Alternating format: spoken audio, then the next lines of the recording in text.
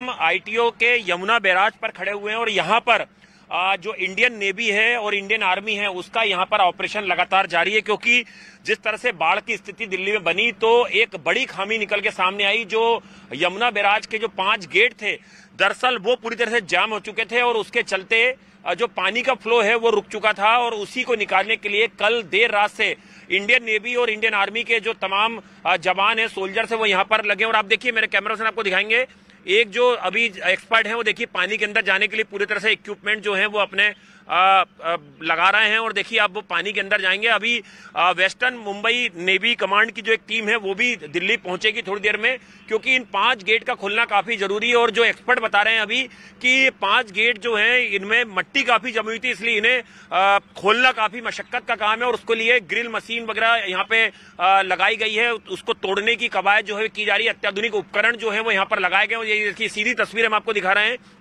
Yamuna barrage के। ये देखिए एक एक्सपर्ट जो है ये पानी के अंदर अब पूरी तरह से नीचे चले गए हैं और एक पाइप जो है वो इनके शरीर में यहाँ पर लगाया गया है। तो ये तमाम कवायदें चल रही हैं। इस पर लेके दिल्ली सरकार और एलजी के बीच में तनातनी भी हुई थी, क्योंकि ये जो बैराज है 5 गेट हैं ये हरियाणा सरकार के अंतर्गत आते हैं और इसमें अब इंडियन नेवी और इंडियन आर्मी की मदद यहाँ पर ली जा रही है।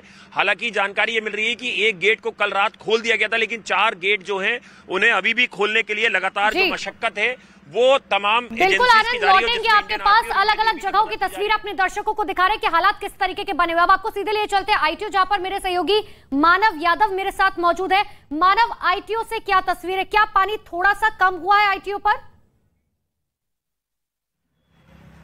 देखिए आनंद, आपको तस्वीरें दिखा रहे थे कि यमुना के आसपास अगर वो यमुना के जो गेट्स खुल जाएंगे तो पानी आगे निकल जाएगा, यमुना का बहाव तेज हो जाएगा। लेकिन जो पानी सड़कों पर जमा है वो कैसे निकलेगा, क्योंकि ये वो इलाका है, सबसे व्यस्ततम चौराया है आईटीओ दिल्ली का। और यहाँ पर हालात देखिए, फिलहाल आईटीओ मार्ग को खोल दिया गया। मैं दर्शकों की जानकारी के लिए बता रहा हूँ कि फिलहाल आईटीओ मार्ग को खोल दिया गया। अगर आप यूपी की तरफ से, नोएडा की तरफ से आ रहे हैं तो आप इस रास्ते का इस्तेमाल कर सकते हैं, लेकिन पानी बहुत ज्यादा है, आपको सावधानी से आगे बढ़ना होगा। लेकिन अगर आप दिल्ली की तरफ से लक्ष्मी नगर जा रहे हैं विकास मार्ग होते हुए, तो दूसरी तरफ की लाइन अभी बंद है। भैरव मार्ग खोल दिया गया है। इसके अलावा आईएसबीटी का जो हिस्सा है वो यहाँ पर खोल दिया गया है। लेकिन मैं उस पानी की बात कर रहा हूँ जो अब यहाँ पर भरा हुआ है, इसकी निकासी नहीं हो रही। और क्योंकि आज शनिवार है तो लोगों को कम दिक्कत हो रही है। अब मैं आपको कुछ ऐसी तस्वीरें दिखाता हूं जो आने वाले दिनों में दिल्ली सरकार की, एमसीडी की, पीडब्ल्यूडी विभाग की तमाम एक तरीके से मुश्किलें बढ़ाने वाली है। क्योंकि देखिए ये वो हिस्सा है जहां पर इनकम टैक्स का दफ्तर है, जहां पर दिल्ली सरकार के तमाम दफ्तर हैं, और ये पूरा आईपी एक्सटेंशन का इलाका, नीचे का हिस्सा पूरा लबालब पानी से भरा हुआ है। तमाम जो सरकारी दफ्तर है वो पूरी तरीके से पानी में यहाँ पर डूबे हुए हैं और ये पानी यहाँ से निकलने का नाम नहीं ले रहा। ऐसे में आने वाले दिनों में ये समस्या हो सकती है कि अगर ये पानी नहीं। बिल्कुल मानव, हम देख पा रहे हैं सुबह से आईटीओ के आसपास की स्थिति किस तरीके से बनी हुई है। जहां तक नजर जाएगी वहां तक सिर्फ पानी ही पानी नजर आ रहा है। गाड़ियां वहां पर फंसी हुई है, कब तक मदद पहुंचेगी ये बड़ा सवाल है। लेकिन नीरज भी हमारे सहयोगी नोएडा में बने हुए हैं और नीरज सुबह से तस्वीरें दिखा रहे हैं। नीरज, कोई स्थिति में थोड़ा बदलाव आया है सुबह से अब तक कि वैसी की वैसी स्थिति है? मोनिका, देखिए नोएडा से हम राजघाट की ओर आ गए हैं और राजघाट के पास इस वक्त हम मौजूद हैं। जहां खड़े हैं वहां 2 फीट पानी है और जैसे जैसे आगे बढ़िएगा राजघाट में थोड़ा पानी कम जरूर हुआ, लेकिन राजघाट के अंदर कोई भी लेवल कम होता नहीं दिख रहा। आपको हमारे कैमरा पर्सन निजाम अंसारी हर एक कोने से तस्वीरें दिखाएंगे। इसके पीछे में किसान घाट है, किसान घाट में भी इतना ही पानी जमा हुआ है। ये जो गेट दिख रहा है, देखिए ये गेट जो आपको दिख रहा है, राजघाट तो लिखा हुआ डूबा हुआ है, लेकिन दूसरे गेट जो है यहाँ 3 से 4 फीट पानी लगा हुआ है। और आपको आगे बढ़ते हैं, दूसरी तरफ पूरा का पूरा रास्ता ब्लॉक है, जहां नजर जाएगी पानी आपको दिखेगा। निजाम जी उस तरफ दिखाइए, आईएसबीटी जिधर आप खड़ी हैं लाल किले की तरफ की तस्वीरें आपको दिखा दें। जहां तक नजर जाएगी वहां तक पानी अभी भी दिख रहा है। थोड़ा सा लेवल कम हुआ है जैसे जैसे यमुना का पानी कम हो रहा है। लेकिन कैमरा पर्सन निजाम आपको एक बार फिर, निजाम जी इधर की तस्वीरें दोबारा से दिखाइए। ये देख सकते हैं यहाँ लिखा हुआ है आपको राजघाट, जो कि बापू की समाधि है, वो भी इस वक्त पूरी तरह से बारिश में यानी बाढ़ के पानी में डूबी हुई है। समाधि स्थल जो है वो भी पूरा का पूरा डूबा हुआ है। कई इमारत, यही हम कह रहे हैं कि थोड़ी सी राहत जरूर मिली है, लेकिन अभी स्थिति वैसी की वैसी बनी हुई है। अगर ये पानी जो है इसी तरीके तरीके से यहाँ पर खड़ा रहा तो कितनी बीमारियां लेकर आएगा, ये अपने आप में बहुत बड़ा सवाल है। लेकिन 5 तस्वीरें आपको दिखाते हैं, दिल्ली की 5 तस्वीरें हैं, ये 5 इलाके जहां पर सबसे ज्यादा पानी फिलहाल भरा हुआ है और लोगों की स्थिति जो है किस तरीके से भयावह हो रही है। फिर वो यमुना बाजार का इलाका हो, ITO का इलाका हो, मुखर्जी नगर का इलाका हो, नोएडा की तस्वीरें तो हम लगातार आपको दिखाई रहे थे, राजघाट की तस्वीरें हो, लाल किले की तस्वीरें हो। आप देखिए आवाजाही पर सीधे तौर पर ब्रेक लग गया है, सड़कों पर पानी लबालब भरा हुआ है।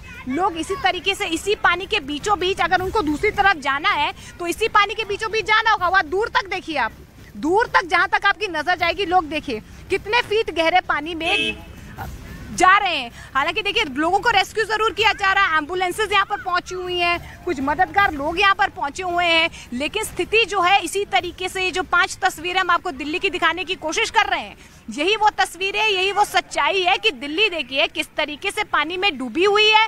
लगातार जनता सवाल कर रही है कि सियासतदान कहां पर हैं।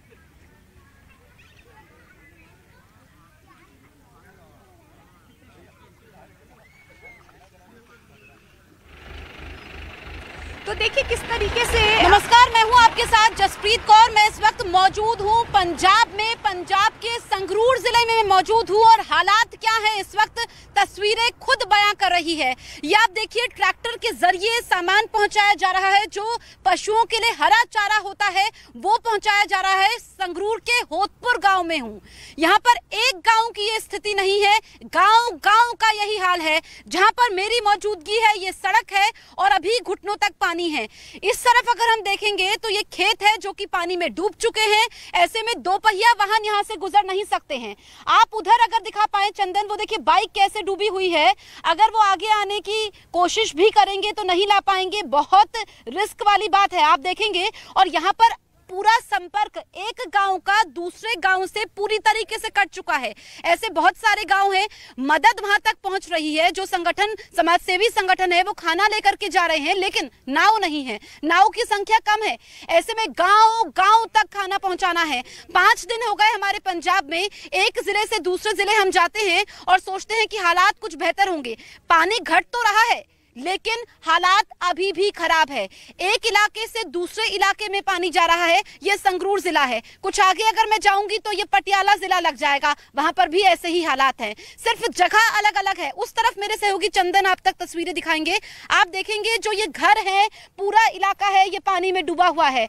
इनको देख करके ऐसा लगता है कि मानो नदी में घर बनाए गए हों। और बड़ी बात यह है कि जो यहाँ पर छोटे छोटे बच्चे हैं उनका रेस्क्यू तो किया गया है, लेकिन वो यहाँ पर रहे तो रहे कहाँ, क्योंकि उनके जो पशु हैं, कुछ पशु मारे जा चुके हैं, कुछ ट्रैक्टर जो हैं वो आगे डूबे हुए हैं। अब ये तस्वीर आज की आप देख लीजिए, कितनी मुश्किल है। ये मैं थोड़ा पीछे हो जाती हूँ, ये बाइक है और देखिए किस तरीके से ये आगे अपनी जिंदगी गुजर बसर कर रहे हैं। हिम्मत तो की है क्योंकि खतरा ज्यादा होता है। ऐसे में हमने देखा है कि अब यहाँ पे 2 पहिया वाहन को चला करके तो आ नहीं सकते हैं, तो ऐसे में कैसे करके वो आगे बढ़ रहे हैं क्योंकि आगे फिर ब्लॉकेज है। ऐसे में जब यहाँ पर तक ट्रैक्टर आ रहा है लेकिन कुछ आगे तक ट्रैक्टर भी नहीं जा पा रहा है। इतने मुश्किल हालात में इसी गाँव के निवासी हैं 2 लोग, कैसे रेंगते रेंगते इस वक्त आगे बढ़ रहे हैं। दरअसल ये घग्गर नदी है और घग्गर नदी के किनारे पर मोटी मोटी दरारें आ चुकी हैं। अगर दरारें नहीं भरी गई तो फिर खतरा और ज्यादा है। बड़ी अपडेट मैं आपको दे दूं कि अब पानी रिहायशी इलाकों तक पहुंच रहा है। ऐसे में चिंता ज्यादा बढ़ गई है। यहां से कुछ दूरी पर 60 से 70 किलोमीटर की दूरी पर सुनाम शहर है, जहां पर सड़कों पर घग्गर नदी तांडव मचा रही है। एक बार फिर से मैं तस्वीर ये दिखाती हूं और इनसे बातचीत करने की कोशिश करूंगी कि इतना रिस्क लेकर के यहाँ तक आए हैं। ऐसी भी क्या इनको जल्दी है, लेकिन कुछ मजबूरियां होती हैं, कुछ काम से जाना होता है और जिंदगी चलते रहने का नाम है अगर मंजिल तक पहुंचना है। लेकिन गाँव का ये इलाका है जहां तक मदद नहीं पहुंच पा रही है।